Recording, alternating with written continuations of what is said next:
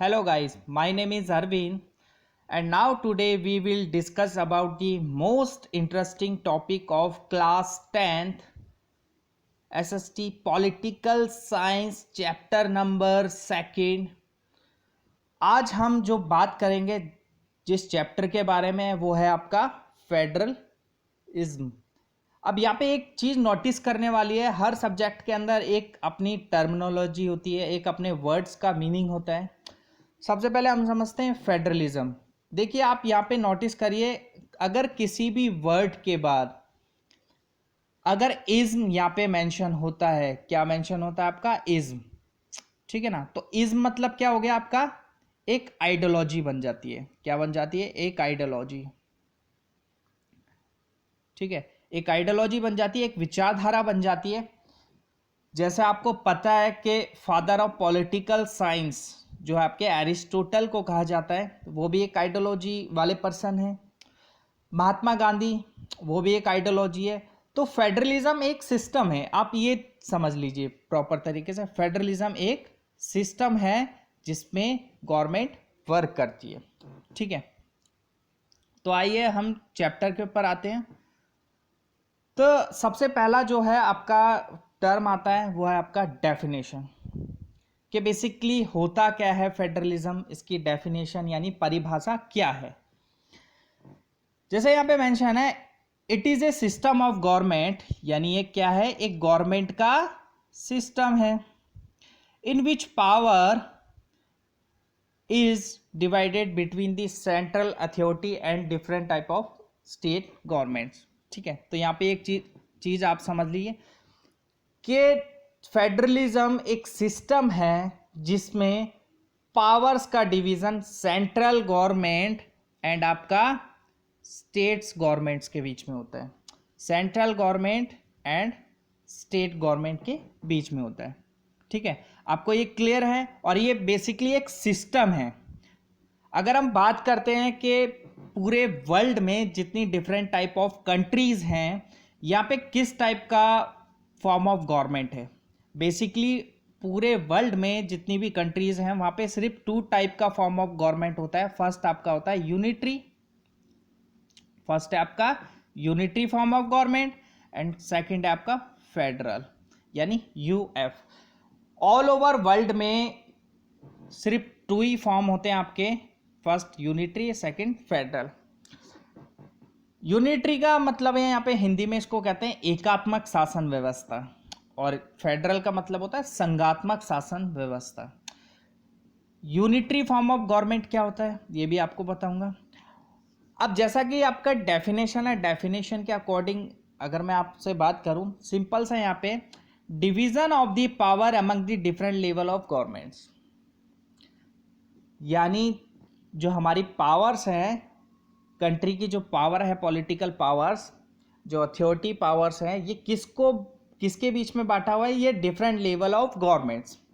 अब हम लेवल की बात कर रहे हैं, आपको सबको पता है कि इंडिया के अंदर कितने लेवल होते हैं गवर्नमेंट के? इंडिया के अंदर 3 लेवल्स होते हैं।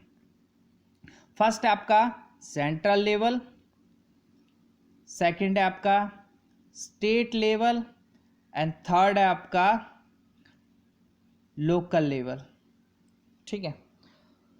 तो सेंट्रल लेवल का मतलब क्या है यहाँ पे? वो आपका सेंट्रल गवर्नमेंट, यानी हम प्राइम मिनिस्टर की बात करते हैं, बिकॉज ऑफ जो हमारी हेड ऑफ दी जो गवर्नमेंट होता है सेंट्रल गवर्नमेंट, वो प्राइम मिनिस्टर होते हैं। स्टेट गवर्नमेंट यानी हम सीएम मान लेते हैं, यहाँ पे हमारा पीएम थे और यहाँ पे सीएम। लोकल गवर्नमेंट में हम मेयर मान लेते हैं, ठीक है। सिंपल सा है।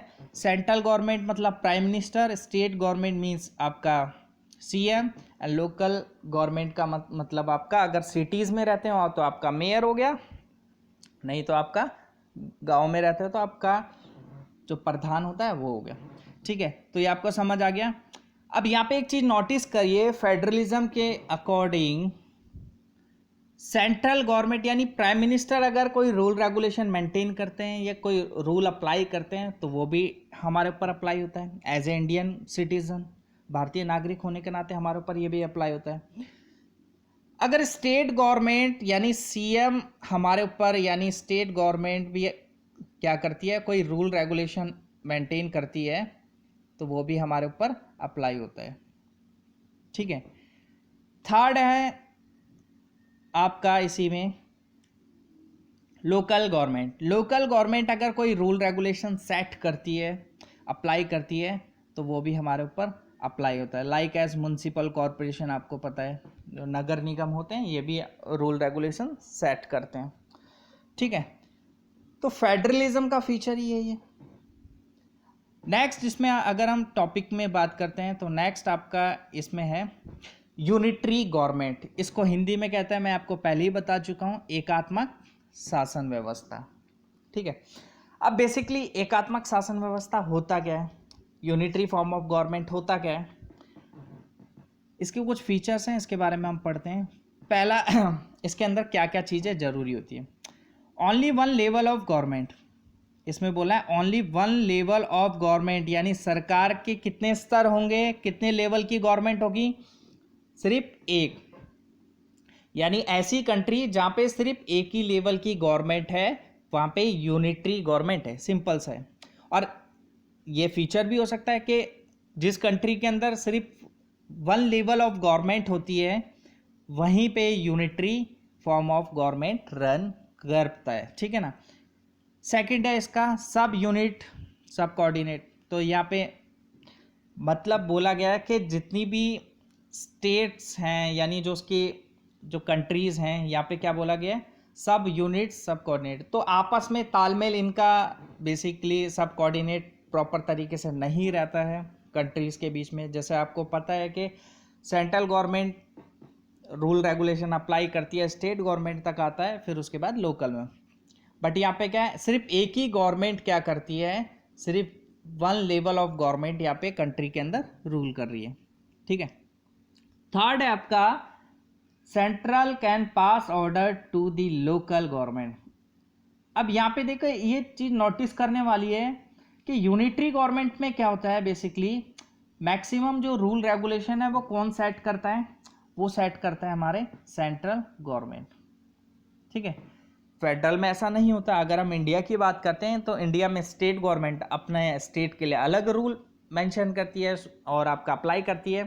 ठीक है ना, और आपका स्टेट गवर्नमेंट अलग, सेंट्रल गवर्नमेंट अलग रूल पास करती है एंड अप्लाई करती है, और आपका लोकल गवर्नमेंट अलग करती है। बट यूनिटरी में ऐसा नहीं है। यूनिटरी के अंदर मेंशन है आपका, देखो यहाँ पे central government can pass order to the local government. ठीक है, अब यूनिटरी फॉर्म ऑफ गवर्नमेंट कहाँ पे, कौन सी कंट्री के अंदर है, वो आपका है यूनाइटेड किंगडम। ठीक है, तो यूनाइटेड किंगडम के अंदर आपका यूनिटरी फॉर्म ऑफ गवर्नमेंट है। तो आपका एक क्लियर हो गया। नेक्स्ट आपका है, नेक्स्ट लेवल जो है आपका, वो है आपका फेडरल स्ट्रक्चर की अगर हम बात करते हैं, तो फेडरल स्ट्रक्चर में यहाँ पे क्या बोला है, गवर्नमेंट फर्स्ट जो आपका पॉइंट है यहाँ पे, government for the entire country. पूरे देश के अंदर जो है वो पूरे कंट्री के अंदर जो है गवर्नमेंट होती है अलग अलग लेवल की। यहाँ पे जैसे मेंशन है आपका सेकंड में, देखो government at the level of states.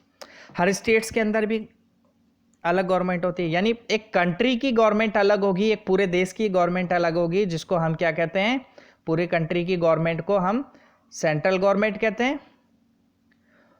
और स्टेट्स गवर्नमेंट आपकी अलग होती है, लाइक एज बिहार की गवर्नमेंट अलग है, बिहार स्टेट की, आपका हरियाणा गवर्नमेंट अलग है। ठीक है ना, हरियाणा स्टेट की गवर्नमेंट अलग है, पंजाब स्टेट की गवर्नमेंट अलग है, उत्तराखंड की अलग है।